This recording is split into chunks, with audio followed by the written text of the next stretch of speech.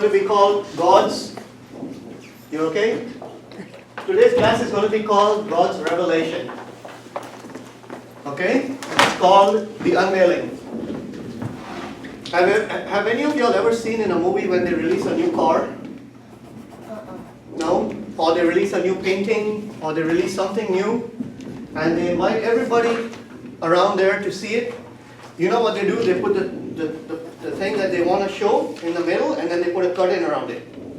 Right? And they hide it. Yes? But then as the time comes closer, and they have the unveiling, what does the unveiling mean? They start opening the, what do they open? They open the curtain. Then you can see, right? Or think of when you go for, they don't have it anymore, but usually when I was a child and we would go to the movie theater, they used to have a curtain that covered the screen. And then just before the movie started, the curtain would open, okay? So, the last book of the Bible is called the book of what? Revelation. It's called the book of Revelation. So what would Revelation mean? We just talked about it. What is it? It's the opening of the curtain. Or it's an unveiling, right? If something is behind the curtain, can you see it? No. No. So when we remove the curtain and it's unveiled, now can you see it? Yeah. So what the unveiling is, right? So God waits till the last book of the Bible to tell us about the unveiling. You know why? Why do you think that is? Why would he wait for the last book of the Bible to show us the unveiling? Because all through the Bible, he's talking about life here on earth, right? But in the book of Revelations, he takes us in the Spirit, he takes us and shows us a glimpse of what heaven is like, right? So he's opening the curtain for us so we can see what heaven is going to be like. That's why we have the book of Revelation, because that's the end of the story.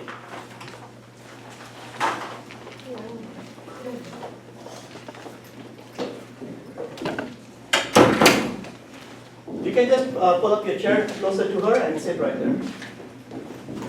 Thank you. Okay, so do you know where the story ends? The story ends in a marriage supper. Have any of you been for a wedding or a marriage? Yes? Yeah, I've been too. When the marriage starts, what happens? What do we do first? We wait. First we go where? Church. First we go to church, right? Why do we go to church? So we can love us. So the priest can bless us, and what does the priest do when we actually have the ceremony? He reads something. He reads the Bible, but in the ceremony, who are the people around there? Who all is in the marriage ceremony? Come on, tell me. Who is it? The bride? Okay. So the spotlight is on the bride, right? Everybody wants to see what the bride looks like in that beautiful glowing dress. Who else? Who else is there with the bride?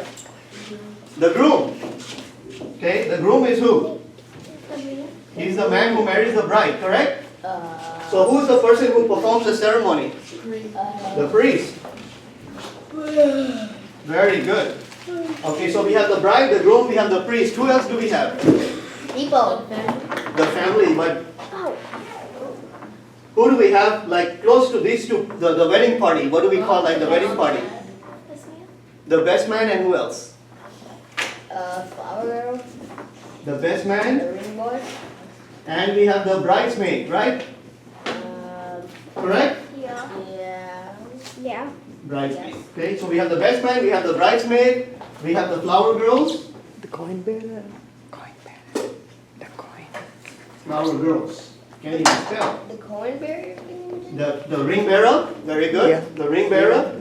And then we have the people, right? The girls' parents, the boys' parents, and all their family and friends that come to. What are they coming to?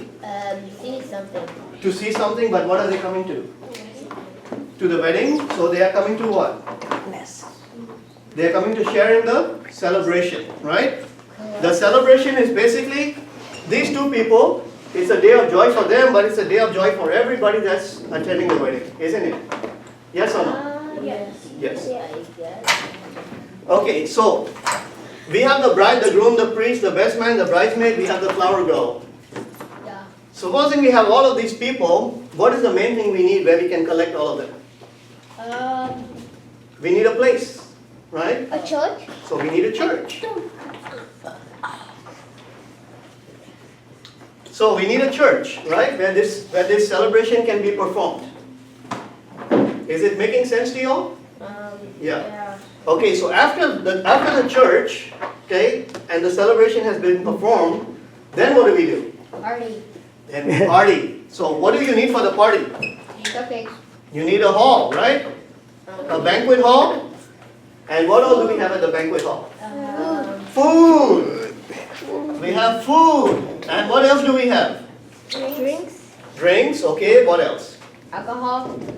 That'll all come under drinks. What else do we have? Food, drinks, what else? Tables. Tables, chairs, what else? Gamer. Music! Music, Yeah. right? Can't have a celebration without music. I don't want to. So, music. we have music, and then with the music comes what? It's not mine. But with the music, what do you do? You dance. We dance. I'm a terrible dancer. I don't can stick my fingers up in the air. Alright. So we start off with the church. We start off with the church and we end up with a banquet hall, correct? Correct. Okay, so tell me, when God created the earth, correct? He created the earth. Where do you think was the first church?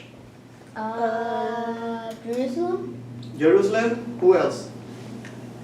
When God created the earth, right? Where do you think the first temple or the first church was mentioned? Where? What did you say? I'm sorry? I'm not hearing you. I have a very bad hearing. Egypt. Egypt? Okay. Place. Think place, okay? Place. What is the first place mentioned in the Bible? California. No, in the Bible. Not in California. It wasn't. Where do you think? Is it in paradise? Okay, where? Yeah, Eden? it's the first What one. did you say? England? No. No, Where do you think? England wasn't founded yet. Okay, where did God take Adam and where did God put Adam? Paradise. Earth. Eden. So the first temple is called Eden. Oh, The Garden Garden of Eden. of Eden. Okay? Garden of Eden. Now, let's go on a little history lesson, okay? Any of you all studied about the kings and queens of England? Yes. Yeah. You know what the kings? No, I just know. Okay, you just know? George the Okay. The only thing I know He's a about bad England king. is that Yes. they are very expensive. Okay, so when we have the king and the queen, where do they live? They live in a fat castle. In a castle. You can call it palace. I don't know if it doesn't actually that. Yeah, you could even call it a palace, right? So they live in a castle or a palace. That is bad. Now, I'm not a very good artist, so just let's assume Oh, I'm the best. that this is a castle, okay? Oh, that's not bad. Okay. I know it's a bad castle, but let's assume this is It's a a good castle. castle. Okay, so the king and queen, they live in the castle, right? So they have, if they were living there, so what would be inside the castle? Guards, gold, money. What else? What do you have? What do you have? God, glory, and gold. Servants. Servants, Gods. guards. Birds. I'm sorry. King and queen. A long table. Okay, so you would have the king Chairs. and all his family. You'd have guards, Yard. Treasure. right? You'd have guards. What else would you have? A dragon. Huh? Prince? Yeah, prince. And you would also have, we talked about what would we have? A kitchen with food, right? Always we talk about food. Everything comes back to food, right? No, they do not have an Xbox at that time. Okay, now. It wasn't invented yet. Okay, so we have a castle. We have the king with all his family. We have guards and we have food. Let's look at the Garden of Eden. Did we have a king here? No. Come on, guys. Who was the king here? God. God. God. But There's no queen. God gave the dominion to who? Adam. To Adam. So who did God? God, of course, is in charge. But God made who the king over here? Adam. God made Adam the king. So here the king is Adam. Okay? And did Adam have a family? Yes. Yeah, he had Eve, right? So we have Adam and Eve. I think When God kicked Adam out of the garden, right? Who did he put outside the garden? fruit. A huge fruit and a serpent. What did he put outside the garden? He put an angel. What was the angel? With a flaming sword. Very good, she knows the Bible. And what was the angel supposed to do? Guard the garden. So did they have a guard? Yes. Yeah, they had a guard. See, the same thing we are talking about is happening over here, right? Food too. Fruit. They had a guard. And did they have food? Yes, from the trees. They had a fruit. They had fruit. No donuts. No. So you know, in the castle, they had a bedroom because the king and queen would have some place to sleep, right? They would have a kitchen where they would go and cook the food. What else would they have? They would have a It would be a court. You know why? Because in the old days, all right, we didn't have the courts like we have courts here. The court was in the castle. Okay? A court. You know, a court where you come to fight with somebody else and you need a judge.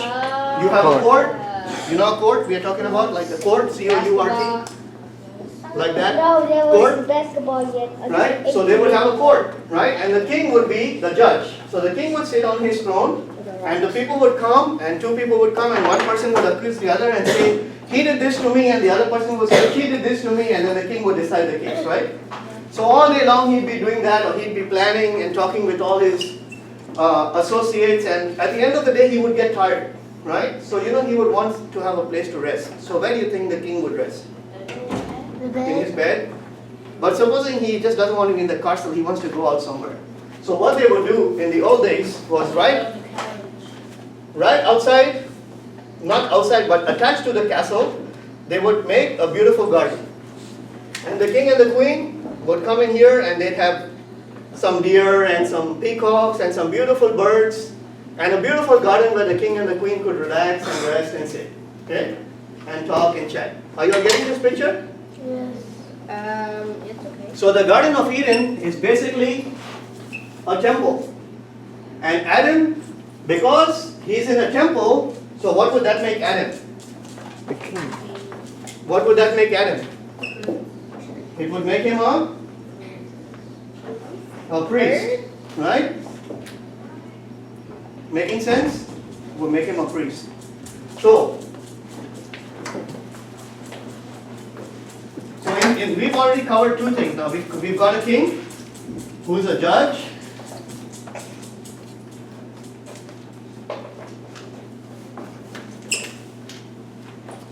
We've got a king who's a judge.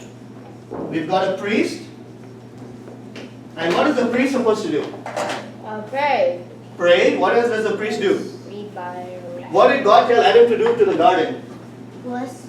He told him to look after the garden. So what is the priest's primary job? To look after the temple, right? He's supposed to take care of the temple.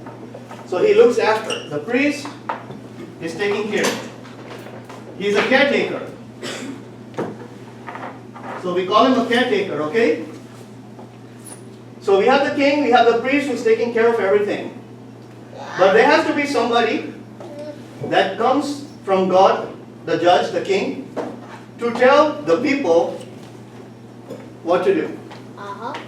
Right? And then there has to be somebody, if God tells them to do something, right, and they don't do it correctly, and they make a mistake, then they need to have an intermediary or somebody that can represent them to go to God, to tell God that they are sorry.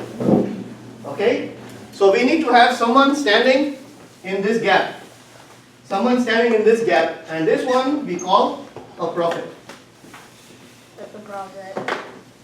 So now we have three names. We have a king, a judge, the king, we have a prophet and a priest. So now I ask you one question. What is the difference between a prophet and a priest? What is the difference between a prophet and a priest? A priest is less powerful. Okay, look. This is the judge, right? The judge is sitting on the throne. He's the one making all the decisions. Correct? The prophet, think of it like this. The prophet, and say these are all the people, correct? So these are all the people, right? So I'm the king. I tell the prophet something, and I tell the prophet, go tell it to the people. Okay? You get it? It's like So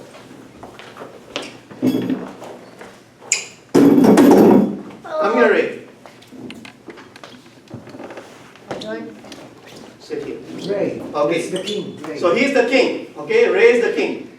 And Ray. And I'm the prophet. Okay, so God, he's the king, he's also God. Okay, he wants to send a message to the people of Israel or the people of the world. So how does he do it? He sends a prophet, right? He's going to send me as a prophet.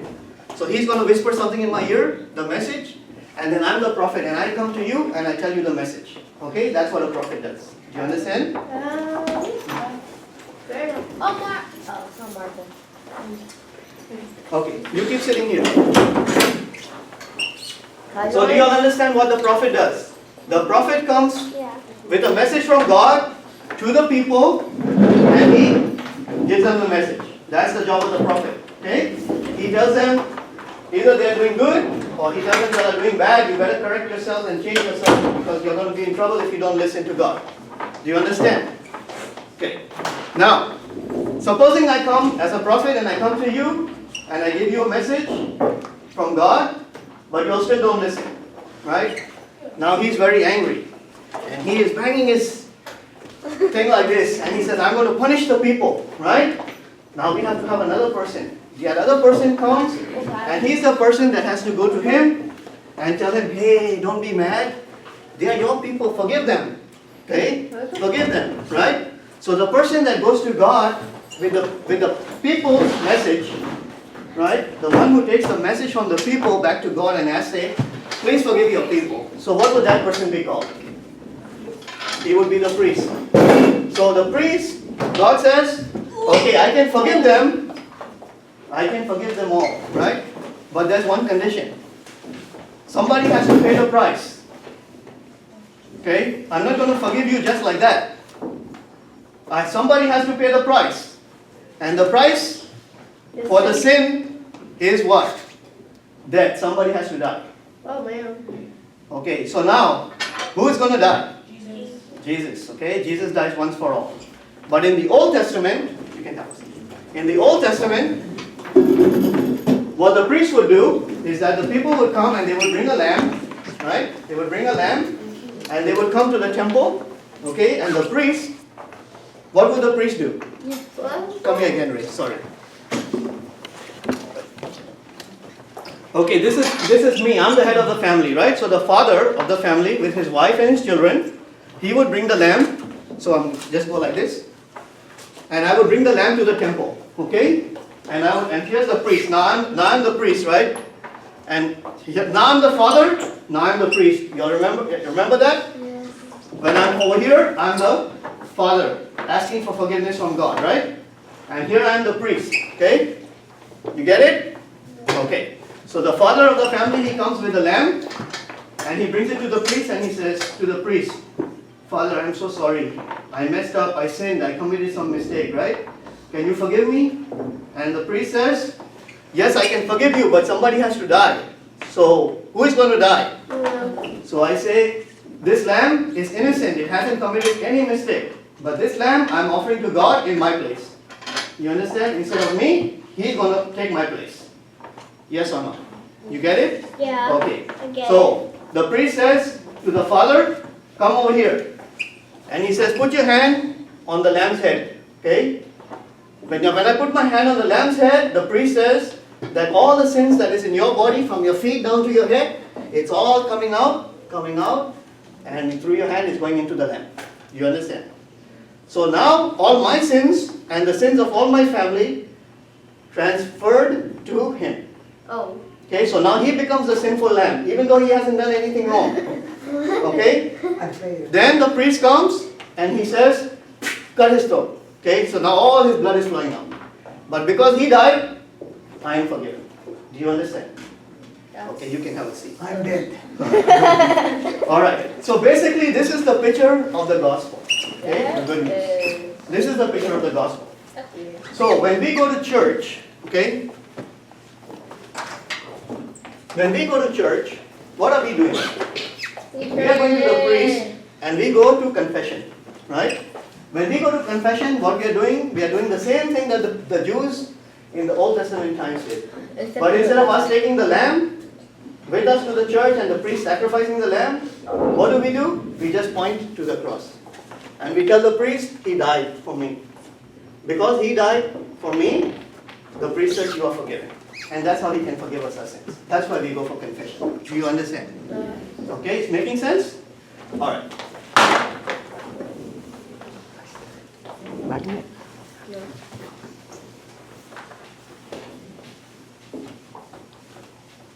Okay, so what God started, because He can teach everything all at one time. When you go to school and we start learning, they don't bring out the Encyclopedia Britannica or a computer and start teaching you how to do all that, right? What do they start with? They start with A, B, C, they start with numbers 1, 2, 3. Then slowly we start learning to read small words and we start learning to read sentences. Then we start reading books, right? So it's a gradual learning process, right? So the same way God teaches us through the Bible, He teaches us a little at a time. Okay, it's like a brick. Say you want to build a wall. The wall doesn't come up all at one time. You have to put one brick, and you put a little mortar, right? That little stuff that they put for the brick to stick to each other. Then they put the next brick, then they put a little more mortar, and they keep going, right? So the Bible is like that. It's brick upon brick upon brick, line upon line, precept upon precept. Okay, you understand? All right. So, the same way as the people would come into the temple, right? So think, this was called the tabernacle. Okay, this was the whole temple. And guess what? In the Old Testament, okay, the way God told them to build the temple, they could put the temple up and they could tear it down. They would put it up, they would tear it down, right? When they broke it apart, that was when God wanted them to move because they were roaming around and around in the desert for 40 years, right? So wherever God told them to stop, they would put the temple back up, right? When it was time for them to move, God would ask them to break the temple apart and they would pack everything and then they would move with the stuff all on the carts with the oxen pulling it. And then when they stopped again, then they would put the temple back up and they would start worshiping. You understand? That's weird. Okay. So, the temple wall, God asked them to make it so tall that nobody from the outside could stand and look inside. Okay? Because it was higher than you could even jump to look inside. You couldn't even jump to look inside. The only way you could go inside to look was how? You had to go inside. So the walls were so tall that you couldn't look inside. Okay, that was the first thing. So to be inside the temple, you have to be inside the temple. If you're not inside the temple, you can't see what's inside. So to go to church and to be inside the church, we have to go inside the church. We can't stand outside the church and say we are in church. You understand? So the temple, first thing they did was God told them to build this structure. And now this is the way the structure is built. It's like a big wall all around, okay, that high. There's only how many entrances? Only one entrance in and one entrance out. So when Jesus said, I am the way, what is He talking about? He's talking about this entrance. There's only one way to go inside, and that's through Him. Is it making sense? Yes. Okay. What they would do then, to cover this entrance, they would have another structure here. And the way, it would be like another tall, think of it like a big tall board that would be put in front, right? So if I'm standing even in front of the temple, I can't see inside. So how would I go in? If there's a big wall over here, I would have to go around the wall and come inside this way and then go inside the church. Do you understand? Okay. When you come inside the temple, okay, the very first thing that you would see would be the altar. Okay? Now think of this altar, okay? It's like think of it like a barbecue pit that you go into the garden in a park, and you see those little barbecue pits there? What is it? It's a big grate? Yes or no? It's a big grate, so it's like a big square. And they would have horns on the altar, 4 horns, right? And then they would bring the animal, and then there would be like a ramp to go up. Because the altar was made, like you had to come up a little bit, right? Okay? You would have to climb up, and then there would be like a big grate. And under the grate, they would have wood burning with fire. Okay? So when they brought the animal here, so think of this like the goat.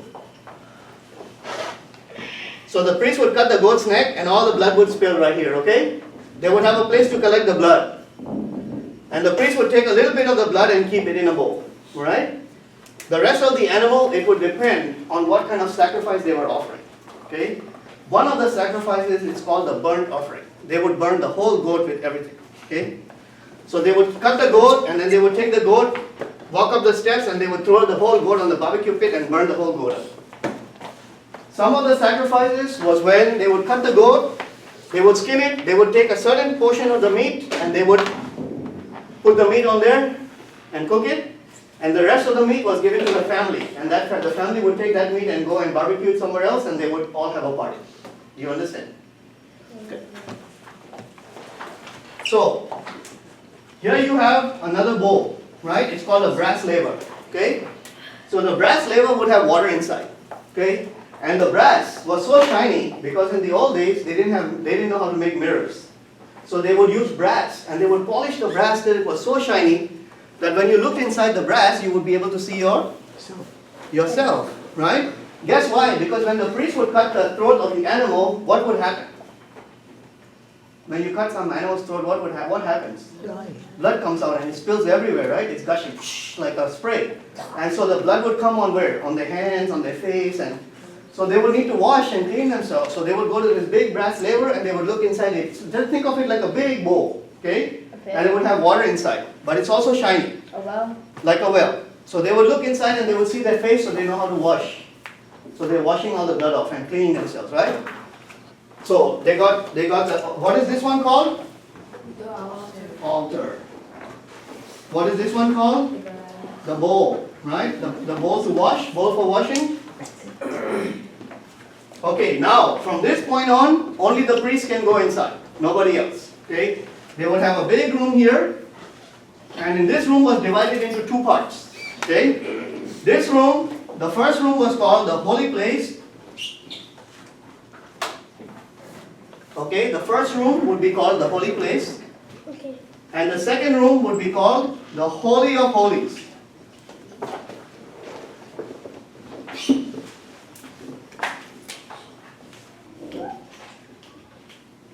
You all got it so far? Okay, so in the holy place, okay, there were three items.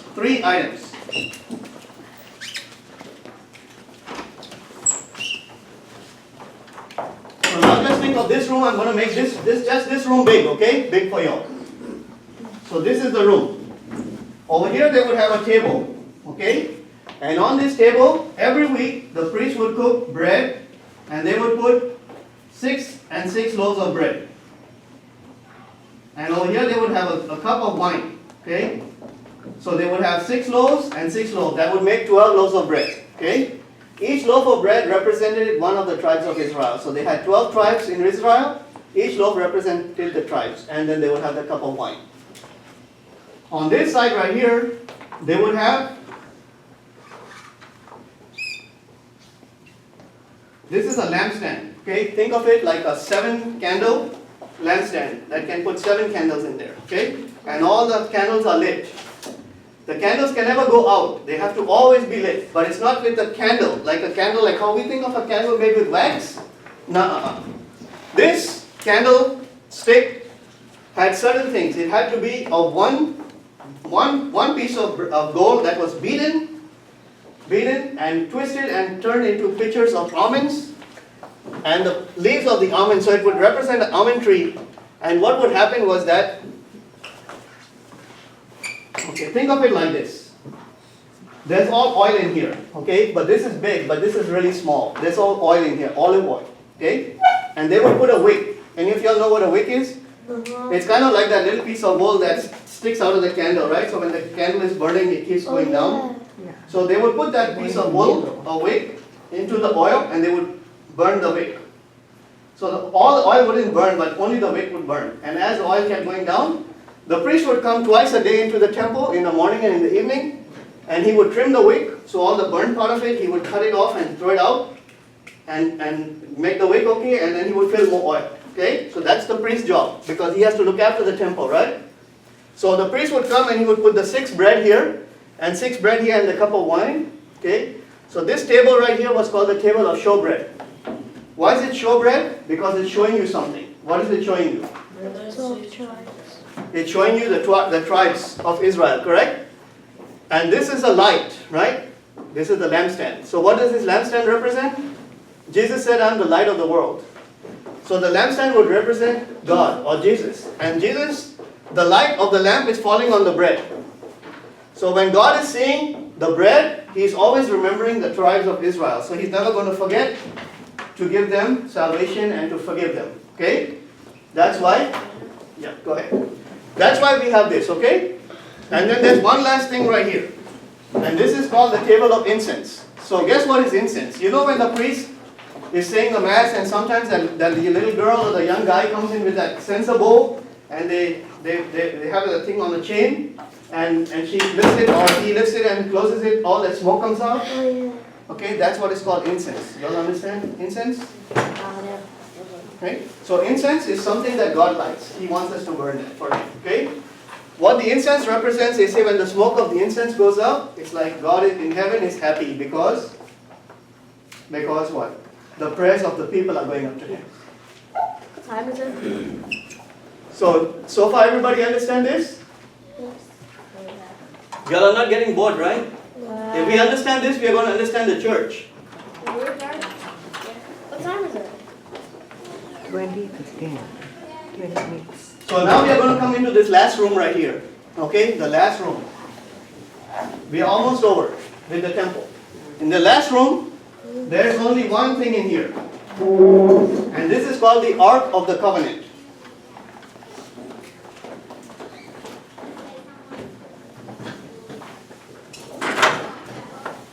Okay, so now in the Ark of the Covenant, we have three items again in here. So we have 3 items in that other room, we have 3 items in here. What's the 3 items in here? It's Aaron's rod. We have the 10 Commandments on the tablets of stone. And we have the bowl of manna.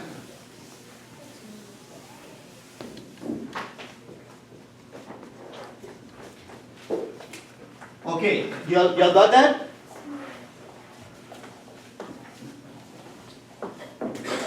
How many of y'all go to church over here at St. Justin's? Pretty often, regularly, sometimes. Now we are you see how God told us to build the temple, right? Now we are going to try to put that temple into a picture of our church. Okay? This is why I taught you all this. You remember how the entrance was? It was building building. Okay, so this whole building is the church. How many doors do we have to go in? 1 million. 2. Remember, we have 1 door from here and 1 door from here, right? That's where the people are supposed to come in from. There's also 2 other entrances they make from the back, but that's not supposed to be used as the entrance. These 2 are, the entrance is only 1 door from the front of the church. That's the main entrance to the church. You'll get it? So basically, remember how this wall was built? This is the same way we come in through either from that door, from that side or from this side, right? And we walk in and there's only one main door